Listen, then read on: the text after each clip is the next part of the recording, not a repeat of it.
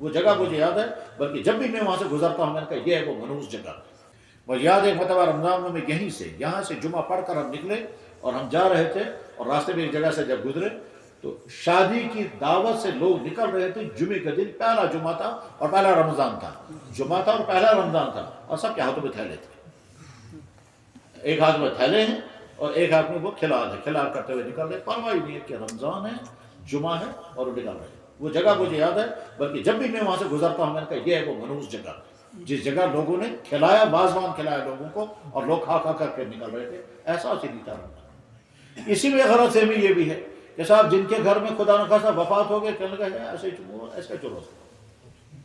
تو جناب وفات ہو گئے یا روزہ ہی نہیں رکھیں گے، دن بھر کھاتے رہیں گے، جناب ہم کو غم ہے، اگر غم ہے تو پھر کھا کیوں رہے گا؟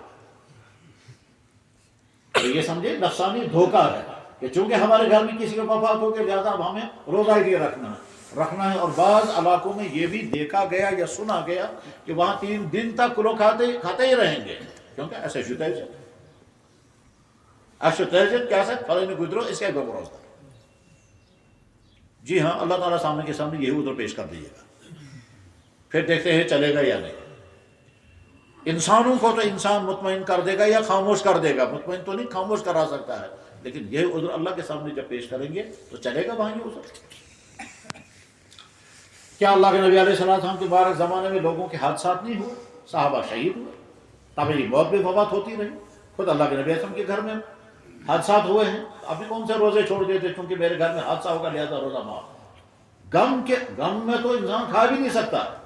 غم کی حالت میں تو ہوتا یہ ہے کہ جناب مجھے نہ بھوک ہے نہ پیاس ہے، اس وقت اللہ کے نبی نے ہمسایوں سے کہا بھائی یہ نہیں کھائیں گے، تم کھلاؤ تھوڑا سا ان کو کیونکہ غم میں ہے یہ۔ اور یہاں تعزیتوں کے گھروں میں تو باقاعدہ دیگیں چڑھتی، تو وہ تعزیت رہتی ہی نہیں، وہ تو فنکشن بن جاتا ہے، اور نام ایسے تعزیت ہو تو دیگیں چل رہی ہیں، ہاں واضوان تو چلتا رہتا ہے، اور نام ایسا ہم کو تعزیت ہے۔